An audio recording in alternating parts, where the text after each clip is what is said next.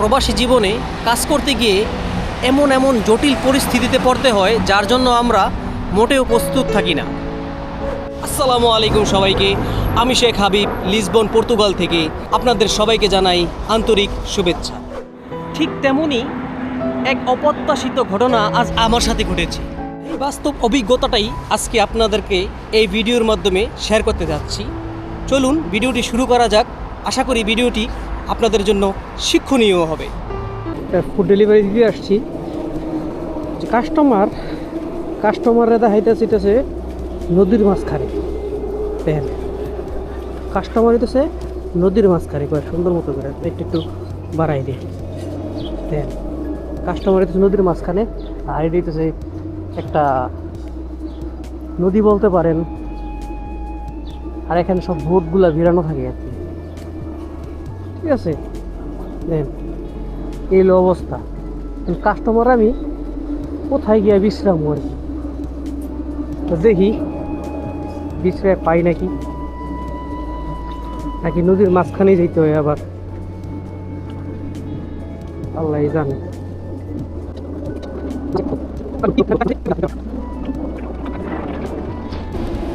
Customer মনে পয়সা গেছে রে, পালা বতার।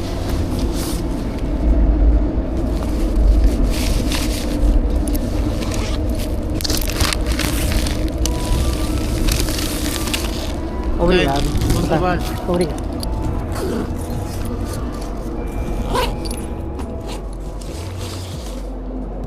কনফার্ম করে দিই। কি একটা অবস্থা রন্দি, হ্যাঁ এমন অর্ডার হইলে তুই তো নদীর মাঝখানে না, হইতেছে বোটের মাঝখানে।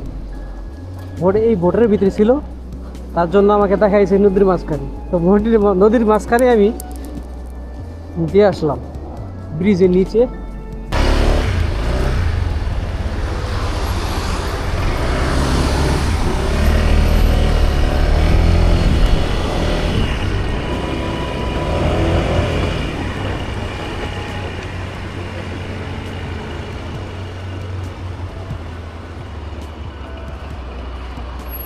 মাঝে মাঝে এমন কিছু কাস্টমার আছে, মানে ওরা মনে করে যে খাবার আমি নিজে বানাই দিই, বুঝছেন।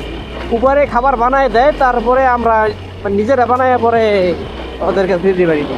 এই হলো অবস্থা, বুঝছেন।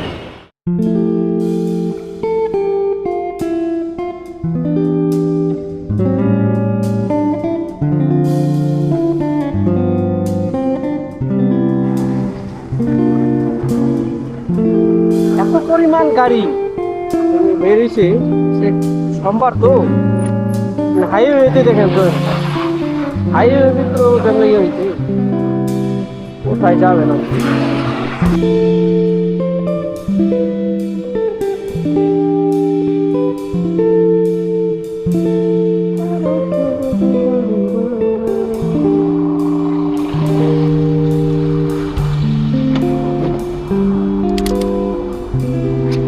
হ্যালো ব্রাদার, আকাশ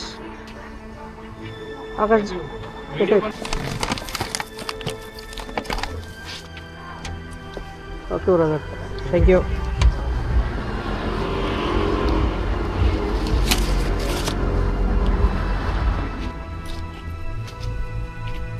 এই কাস্টমারটা ছিল হচ্ছে একটা ইন্ডিয়ান কাস্টমার। বৃষ্টিদিনে কিন্তু রাইডার বাইর হয় না, না। রাইডাররা অনেকে আছে যারা বৃষ্টিতে কাজ করতে পছন্দ করে না, বুঝছেন। কিন্তু আমিও পছন্দ করি না ভাই, এত খারাপ লাগে বৃষ্টিতে কাজ করতে, মানে আপনারা তো বইলা বুঝাইতে পারুন না। আমার বৃষ্টির ভিতরে অসহ্য লাগে, কিন্তু তারপরে কি করুন ভাই, পেটের দায়ে মানে বউ বাচ্চা আছে, বুঝছেন না, তার জন্য কাজ করতে হয়। আমার বউ কয় বৃষ্টির ভিতরে কাজ করিল না, কিন্তু ভাই বৃষ্টির সময় যে সময় অর্ডারগুলো দেওয়া শুরু করে, টাকা তো ভাই টাকার পায়ে তো সবারই আছে, তাই না ভাই, লোক সামলাইতে পারি না ভাই। কিন্তু আজকে কিন্তু বৃষ্টি নাই, তারপরেও অর্ডার একটু ভালোই। দেখলেন তো 1 by 1 কত ভালো অর্ডার দিল। আকাশ শুধু মেঘলা মেঘলা, মন আমার করে পেগলা পেগলা। এই মেঘলা আকাশের একটা আমার ছন্দ মনে পড়ে গেল। ছন্দটা আপনাদের সাথে আমি শেয়ার করবো এখন। ছন্দটা হচ্ছে, বাণীতে কে বলেছেন আমি জানি না, হয়তো বা কোনো সোশ্যাল মিডিয়া কোনো জায়গা থেকে শুনেছি, নয়তো বা এটা আমার নিজেরই বানানো। যদি কেউ না শুনে থাকেন এর আগে, তাহলে মনে করেন যে এটা আমার নিজেরই বানানো। আর যদি শুনে থাকেন তাহলে অন্য কেউ করে। মেঘলা আকাশ মেঘলা দিন, তোমায় শুধু মনে পড়ে সারাদিন। কেমন দিলাম?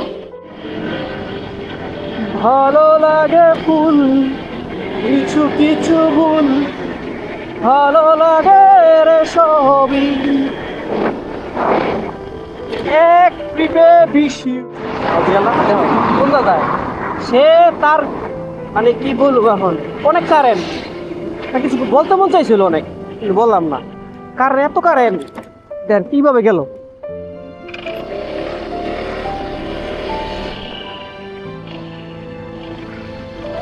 কারেন্টের মানে সবাই থাকতে পারতেছে না। তার একটা টেসলা আছে, টেসলা বেডা, টেসলা আঙ্গ দেশে অটো অটো রে কয়, বুঝছো? টেসলা একটা বাহাদুরি করবি আমার সাইডটা কিভাবে গেল ফোন দিয়ে এলাম কেউ কথা। আসলে ইউরোপিয়ান হইলেই যে ভালো মানুষ তা না। ইউরোপিয়ানগুলোর ভিতরে অনেক বেদব আছে, বুঝছেন? অনেক বেদব আছে, অনেক রেসিস্ট আছে, বুঝছেন? যারা নাকি এই কি বলুম আপনাদের একটা ভিডিও বানাই দিব এই বিষয়ে, ইউরোপের ভালো মানুষ আর খারাপ মানুষ। তাই আমার যারা নাকি ফুড ডেলিভারি করে তাদের থেকে ভাই মানুষ ভালো চিনে খুব কম আছে ভাই।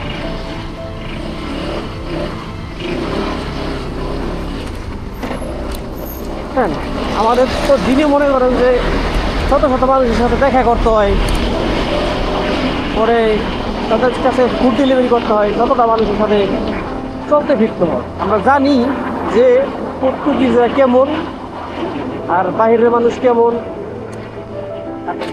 কত পার্সেন্ট পর্তুগিজ কেমন, এটা সব কিছু ভালো মতো করে জানি।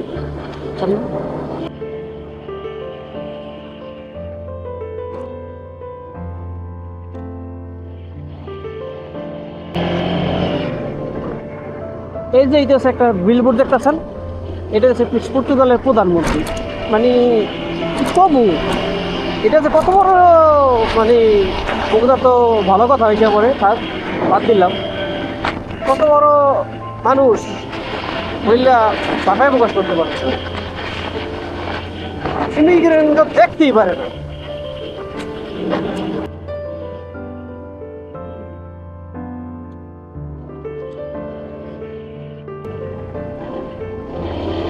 বনের ভিতর দিয়ে এখন রাইড করতে গেলে লোকালয় দিয়ে কিসের জন্য গেলাম না, কারণ হইতেছে লোকালয় দিয়ে যদি এখন যাই প্রচুর জ্যাম থাকে, আর প্রচুর জ্যাম থাকলে আমার টাইম নষ্ট হইব, প্লাস হইতেছে আমার এতক্ষণ আমি একটা অর্ডার পাইতে পারি আমি যদি যাই তাড়াতাড়ি যাই। তার জন্য বনের মাঝখান দেই, কিসের জন্য বনের মাঝখানে মনে করেন যে কোনো সিগন্যাল নেই, আর ওখানে তো সিগন্যাল দিয়ে পড়া না। বললো বাবা ধরো তোমার 30 টাকা ধরো, তো এখন মাত্র বাজে হইতেছে 3টা, তো এখনও সারাদিন বাকি। তো এখন যাই খাওয়া দাওয়া করি, খিদা লেগে গেছে। এমনি হালকা নাস্তা করছি অবশ্য, কিন্তু পেটটা ভরে নাই। হোটেলে যাবো, খাওয়া দাওয়া করবো। এখন অনেক হয়েছে, 30 ইউরো। 30 ইউরোতে প্রায় কত, অলমোস্ট 4,500 টাকা হয়ে গিয়েছে। তার কত, হ্যাঁ বাংলাদেশের মানুষ এখনো 500-1,000 টাকা রোজে কাজ করে। হ্যাঁ আমি আর কত করব, আরো সারাদিন বাকি, এত হাফবেলা করলাম মাত্র। তো চলুন যাই, আজকের মতো এই ছিল ভিডিও। আল্লাহ হাফেজ।